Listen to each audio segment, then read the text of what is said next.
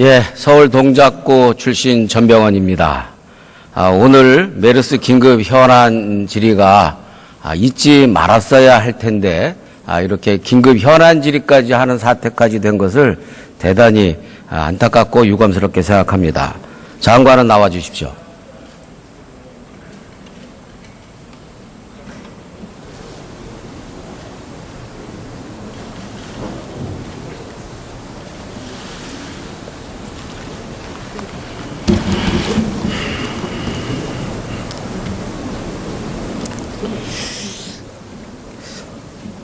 본 의원이 보건복지위원이 아니지만 이 자리에 서게 된 이유를 아십니까? 본인은 야당 지도부로서 2, 3번 메르스 환자가 발생했던 21일 초기부터 에볼라에 못지않은 위험한 신종 감염병인 메르스에 대한 치밀한 대책과 강력한 방역 관리를 요구해온 의원으로서 메르스 사태가 여기까지 오게 된 것에 대해서 참으로 안타깝기도 하고 우라통이 터져서 직접 우리 장관에게 질문하고자 나서게 된 것입니다.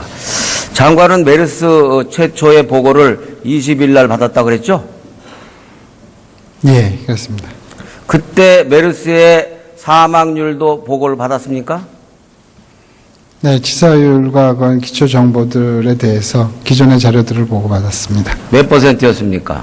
40%로 되어 있고, 그리고 그 전파력은 0.7로 그렇게 보고받았습니다. 1172명의 환자가 발생됐고 479명이 사망해서 40.9%의 치사율을 보이는 매우 무서운 전염병입니다. 이러한 그 치사율이 높은 전염병 보고를 받고서도 특별한 대책을 세우지 않은 장관은 참으로 무책임하고 무능하다라는 비판을 면치 어렵다고 생각합니다. 어떻게 생각하세요? 당시 저희가 메르스에는 그동안 관심 단계로 유지해오면서 준비를 해왔습니다.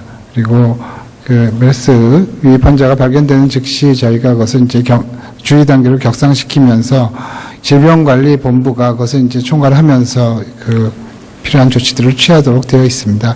그 조치들이 차질 없이 추진되고 있는지 그것을 확인을 했습니다. 그런 조치를 취했는데 왜 사태가 이 지경까지 된 것입니까? 장관은 야당 얘기는 듣지도 않습니까? 야당의 지적은 관심도 없습니까? 사태가 왜 이 지경까지 된 것입니까? 다시 한번 분명하게 얘기하세요. 예, 두 가지 요인이 있다고 생각합니다. 첫 번째는 저희가 9일 동안 환자를 좀 늦게 파악을 했다는 것이 한계였고요. 두 번째는 지침이 기존에 상당히 경직적으로 되어 있는데 그 경직된 지침에 따라 가지고 거기에 대한 모니터링망을 짜면서 상당히 협소하게 짰기 때문에 문제가 있었다고 생각합니다. 협소하게 짰다는 것은 안일하게 대응했다라는 이야기와 똑같은 거 아닙니까? 네, 좀 더 세밀하게 세심하게 신경을 썼어야 된다고 생각합니다. 지금 이 자리 역시 정부의 무능과 안일함을 그대로 보여주고 있다고 생각합니다. 현대 감염병은 단순히 질병의 문제만이 아니라 경제, 사회, 국제적인 문제까지 비화하는 문제입니다. 당장에 지금 관광업계와 음식업 그리고 영세 자영업자들이 직격탄을 맞고 있고 소비 위축으로 가뜩이나 어렵던 서민 경제가 더욱 어려워지고 있습니다. 국제사회에서도 한국이 골칫거리로 등장하고 있다라는 비판 기사가 줄을 잇고 있습니다. 그런데 이 자리에는 역시 총리 대행인 경제부총리도 사회교육 담당인 교육부총리도 안 나오고 이 사태를 초래한 무능한 장관 한 사람만 달랑 나왔습니다. 참으로 무책임하고 무능한 정부라고 하지 않을 도리가 없다는 것입니다. 어떻게 생각하세요, 장관? 네, 현재 이 메르스 대응에 대해서는 보건복지부가 총괄을 해서 관할을 하고 있습니다. 제가 그 책임을 맡고 있다는 걸 말씀드리겠습니다. 책임을 맡고 있다. 그러면 장관은 지금 정부의 무능이 국민에게 얼마만한 공포와 불안을 주고 있고 또 가뜩이나 힘든 서민 경제와 중소자영업자들에게 얼마만한 고통을 주고 있는지 알고 있습니까? 말해보세요. 예, 말씀드리겠습니다만은, 메르스 입원의 대책에, 물론 말씀하신 대로 저희들이 어떤 초동대응 미흡으로 확산되는 모습을 보여서 국민께서 많이 당황하시고 또 동요하시는 거 잘 알고 있습니다. 그러나 그 점에서도 꼭 드리고 싶은 말씀은, 현재까지 메르스가 지금 지역적인 확산이 되고 있는 것이 아니고, 이것은 오히려 병원 감염의 문제로 지금 이렇게 진행되고 있다는 것을 저희가 누누이 말씀드렸습니다. 그리고 또 이것이 충분히 예방하고 치료가 가능하기 때문에 이런 것들에 대해서 저희가 이런 병원에서의 감염을 차단을 해 나가고 또 노출되신 분들을 격리를 해 나가면은 충분히 안정시킬 수 있다, 이렇게 말씀드리겠습니다. 장관은 지금 경제, 문화, 그리고 사회적인 영향에 대해서는 단 한마디도 보고를 못하고 있습니다. 답변을 못하고 있어요. 그래서 문제라는 거예요. 그래서 장관만이 이 자리에 나오면 안 된다는 거예요. 제가 말씀드리는 것은, 물론 이 메르스에 대해서 충분한 경계와 또 염려를 해야 되겠지만, 지나친 그러한 공포심이나 지나친 어떤 과장된 그러한 그 경계는 또 꼭 바람직하지 않다는 것도 제가 동시에 말씀드리는 겁니다. 지금 어제 환자가 64명이었다가 자고 일어나니까 23명이 늘어서 87명이 되었습니다. 그리고 격리자는 2,500명이 넘고 있습니다. 이런데 메르스가 진정되고 있다고 장관이 이야기할 수 있어요? 지금 이 자리에서? 예, 지금 그 점에 대해서 송구스럽게 생각하고 저희가 어제도 말씀을 드렸습니다. 이제 지금 발생하는 환자는 불가피하게 기존에 노출된 환자들이 이제 가시화되는 것으로 좀 이해해 주셨으면 하고요. 그것이 지금 특정 한 3개 병원 정도에서 국한돼서 나타나고 있습니다. 그래서 저희가 이 병원들에 대해서 집중적인 마크를 하고 있기 때문에 여기에서부터 좀 잠재워지는 모습을 조속히 보여드리도록 하겠습니다.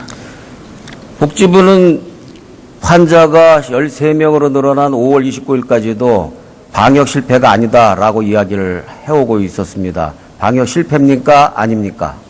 네, 방역에 그 구멍들이 있었던 것을 인정하겠습니다. 정확하게 답변하세요. 실패예요, 아니에요?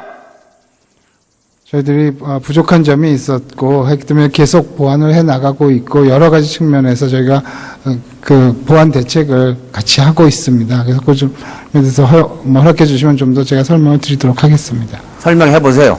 저희들이 이제 여지껏은 이제 추적 관리를 통해 가지고서는 모니터링을 해서 자가 격리도 하고 또 능동적 관리도 하고 있습니다. 근데 그러다 보면은 아무래도 저희가 빠지는 부분들이 있기 때문에 빠지는 부분에 대해서는 전체적으로 저희가 이번에 병원도 공개를 해서 신고도 받고 있습니다만은 또 그 대상 지역에 대해서 저희가 폐렴 환자에 대한 그 전수조사를 하고 있습니다. 그래서 혹시 우리가 누락해서 지금 병원에 누워 계신 환자들이 있는가를 전수조사를 통해서 지금 찾아내고 있고, 이런 것들을 종합적으로 해서 그 빈틈이 없도록 이렇게 좀 최선을 다하고 있습니다.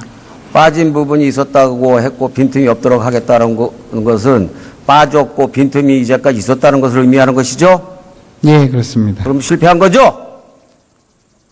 그런 똑바로 측면에서, 대답하세요. 그런 측면에서 정책이 완벽하지 못했다는 것은 인정합니다. 아까 사과는 왜 했어요? 실패가 아니라고 생각한다면 아까 사과는 왜 제가 했어요? 실패가 아니라고 생각한다는 것이 아니고요. 저희들이 매뉴얼대로 저렇게 추진해 오고 있습니다만은, 그것이 아무래도 사람이 하는 일이기 때문에 그런 것에서 놓치는 사람들이 있고, 또 저희가 역학조사를 합니다. 예를 들어서 중국으로 가신 분이나 이번에 또 한 케이스가 있었습니다만은, 본인들이 이것을 감추고 숨기면은 저희들이 찾아내는데 한계가 있었던 점도 있었다는 거 말씀드리겠습니다. 장관, 그걸 답변이라고 하십니까?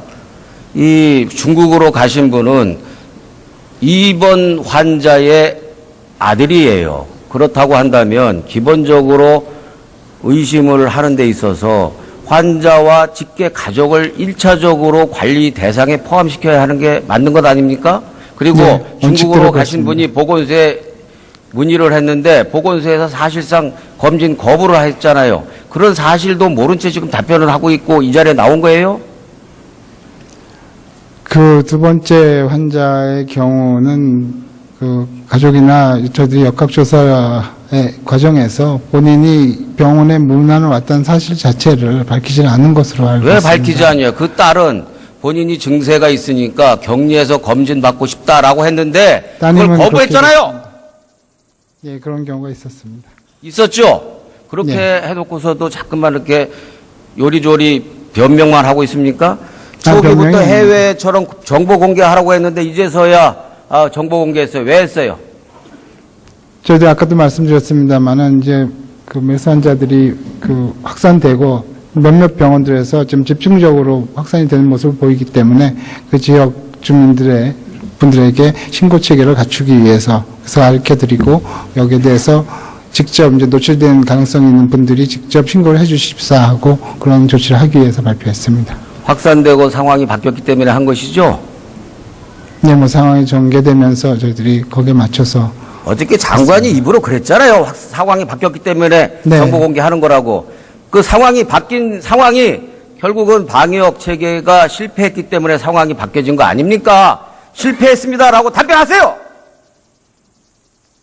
저희가 뭐 실패라기보다는 충분치 못했다라고 말씀드리겠습니다. 같은 의미인지 모르겠습니다만은 저희가 뭐 어떠한 정책에 대해서 그 매뉴얼대로 원칙대로 한 것에 대해서는 그 방법이 틀렸다고 말씀드리는 건 아니고요. 다만 그것이 충분하지 못했기 때문에 이런 문제들이 발생했다는 참으로 이것을 지켜보는 국민들은 장관이 철면피하다고 생각할 것 같습니다. 그리고 20일간 묵혀서 발표하면서 24개 병원 가운데 4개가 틀렸어요. 20%가 엉터리였습니다. 복지부 무능의 상징이고 얼마나 메르스라는 위험한 감염 질병을 엉터리로 관리해 왔는지를 그대로 보여주는 단적인 예라고 생각합니다. 격리 환자 음압병실이 총 47개죠. 지금 104개로 되어 있고 지금 1인실 기준으로 하면 46개입니다. 104개라고 한 것은 104개 베드 아닙니까? 그렇습니다. 예? 그러면 지금 1인 1실로 할 수밖에 없는 상황 아닙니까? 지금 저희들이 거기에 대해서 재검토를 하고 있고요. 또 전문가들하고 논의를 해서 특히 증상이 그렇게 중증이 아닌 경우에는 다 같은 병상에 같이 수용하기도 가능하다. 지금 87명이 오늘까지 확진받았는데 47명을 제외한 40명은 지금 어떻게 격리 치료가 되고 있습니까? 현재 음압병상에 저희들이 배치해가지고 지금 보호를 해드리고 있습니다. 음압병상이 지금 수요가 초과를 하고 있잖아요. 네, 그래서 저희들이 계속 지금 그것을 확충하면서 이렇게 보내드리고 있고요. 그리고 저 추가대로 오늘도 이제 많이 늘어났기 때문에 저희들이 이제 민간의 지정병원도 좀 더 보다 잘 활용하려고 노력하고 있습니다. 현재 민간의 병원에서도 지금 11분이 음압병상에서 지금 치료를 받고 계십니다. 전국적으로 음압병상이 46개밖에 안 되는 거 아닙니까? 국가지정병원이 말씀하신 대로 104개고요. 민간에 또 음압병상들이 따로 있습니다. 지금 한국식 가옥구조에서 자가격리가 얼마나 효과가 있을 거라고 생각하시죠? 지금 자가격리자가 1000명을 넘게 되면 사실상 통제불능이다라고 하는 것이 전문가들의 지적인데. 거기에 대해서 꼭 좀 말씀드리고 싶은 것이 이제 첫 번째는 메르스는 결코 공기 감염이 아닙니다. 그리고 두 번째는 증상이 나타나서 폐렴 증상이 나타나서 기침을 하면서 비말이 나오지 않으면은 상대방에게 전파가 안 됩니다. 그렇기 때문에 가택 자가 격리를 하는 것도 저희들이 가장 이제 안전 조치를 위해서지만은 가장 큰 목적은 혹시 이상 증세가 나오면은 그 즉시 저희가 빨리 발견을 해서 격리를 시켜드리는 것, 거기에 포인트가 있습니다. 그래서 그런 점에 대해서 너무 그렇게 국민 여러분들께서 너무 그렇게 염려하시지 않으셨으면 하고 말씀을 드립니다.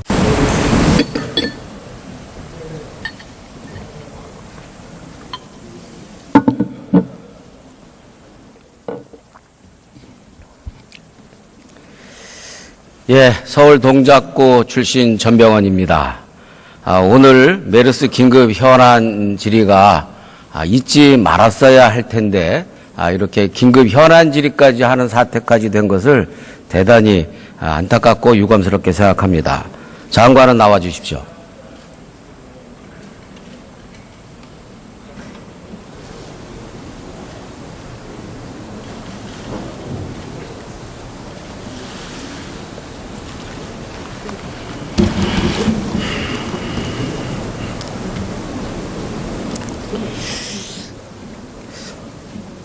본 의원이 보건복지위원이 아니지만 이 자리에 서게 된 이유를 아십니까?